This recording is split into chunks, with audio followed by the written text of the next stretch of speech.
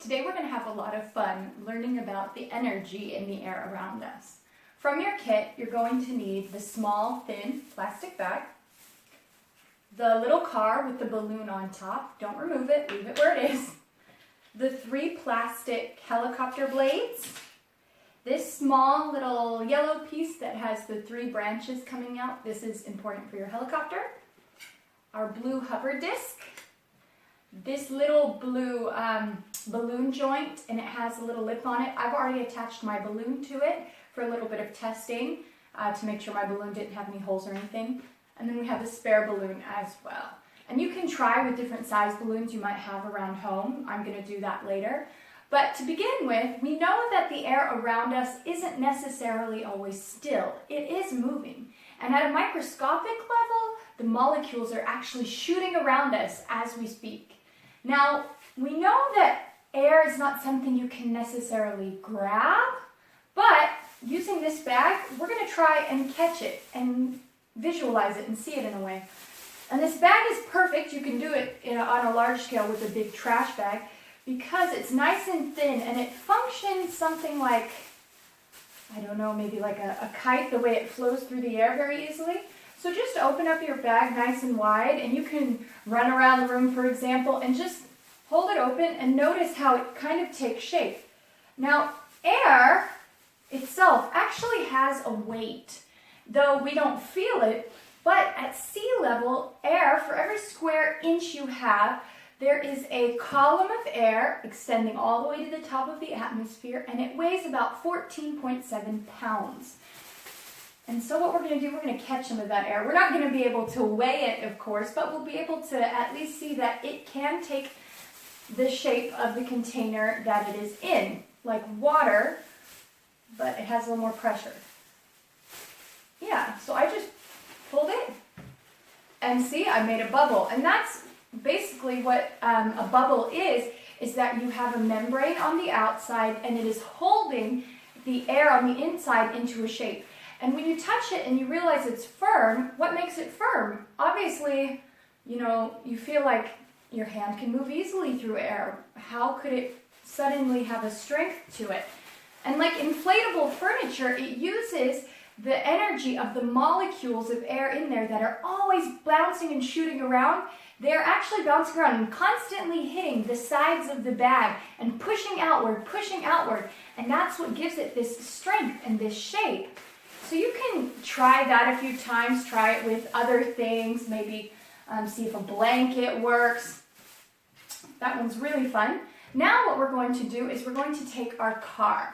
And our car, you can make one at home if you want. For the wheels, you could use CDs, bottle caps, whatever. But I really like this one because it has a built-in straw into the back to make blowing it up easier. And you might practice a few times to kind of get the balloon stretched out. When I first tried to blow it up, my face went really red. It's always a little bit hard to get the balloon to go the first time. And you want to make sure that you have a very flat, smooth surface that the car can run on because the wheels are just plastic, and if you have carpet, they may not want to run over it. So I'm going to make sure that everything is flat out here. And I really think this is going to shoot off the table. And you can also, if you want, you can make ramps with a book or papers and make a little racetrack. You can take 2 big books and make a course for it. It has no way to steer, so you're going to need guardrails on the side to keep it going in one direction. But all that you simply do is you take the straw and of course don't blow too big because you don't want it to pop. And then you get it nice and firm and you use your finger to cap off the straw at the end and then put it at the start of where you want it to go. Now I really hope it goes straight, but since there's no steering, I'm really not sure, but I think it should. So then, I'm going to use my thumb here on this side to brace it, and it went in a curve off in that direction. You can try exploring having it go, like I said, up the ramps, maybe build a loop-de-loop, not sure. If you use a bigger balloon, maybe it will go for a longer time. You need to take your 3 plastic blades and the little yellow center for the propellers, And you'll notice, so there's a little piece with a cross in it, in the middle, and then on the three sides, if you look carefully, there's three little knobs, and those are going to fit into these notches on the red parts of the blades. And just do it carefully, and they will click when you stick them in. You don't want to break them. It's not super thick plastic, but they fit together nicely. Click.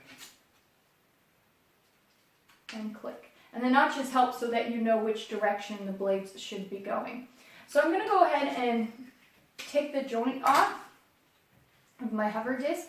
I'm going to blow the balloon up again.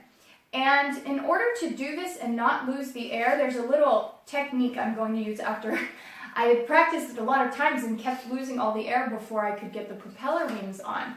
And what I'm going to do after I blow up is I'm going to use one hand to pinch the balloon on this side to keep the air from going out, because I have to connect this, and if I don't, otherwise all the air will immediately leave. And if you look at your propeller blades, you'll notice that they kind of have like tubes or straws. They're kind of flat tubes coming out of them. That's because the air needs to come from the balloon through the center, and it shoots out these sides through the blades, and the air actually pushes out from inside of the blades. And this is a little bit different from how normal propellers work. Normal propellers use the energy of moving air on the outside to push the blades, but in this case, we are moving the air through the inside of the blades. And there's a really cool surprise to this trick as well, which you will hear in a minute. So I'm going to go ahead and blow this one up. Pinch.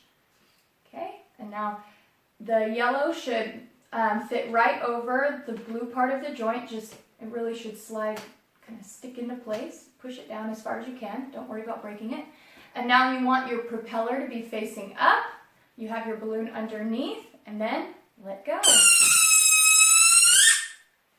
And there you have it. We have used the energy in the air around us to move different objects. There's a lot of ways that you can practice this at home, especially if you use a hair dryer.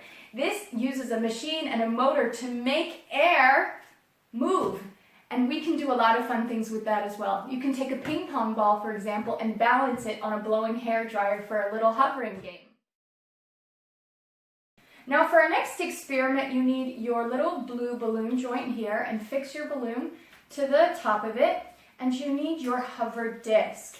And you'll notice that this disc is perfectly flat and it has a tiny hole in it. On the other side, it has this little opening where we're going to fit our joint in. And the size of this hole is important, because what it's going to do is when we lay it flat, the air inside of the balloon is going to be forced through a very small opening. And that opening, the only place the air has to go is in an even direction from all sides of the disc. And to do that, it has to push the disc itself up for the air to escape. Now, if you place the disc on a flat surface, that air is going to want to escape in all directions. It will move the disc up, and you can tap it, and it will naturally hover around. And this is how actual hover objects work.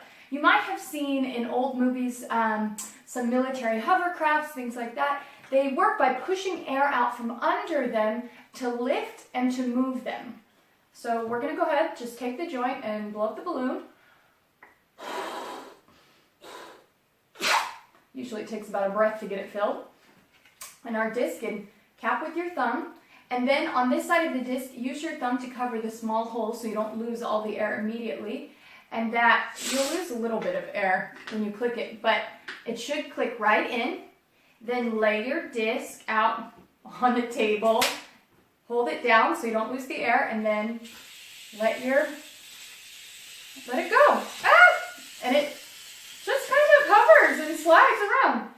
And you can try it, like I said, with bigger balloons to see the effect.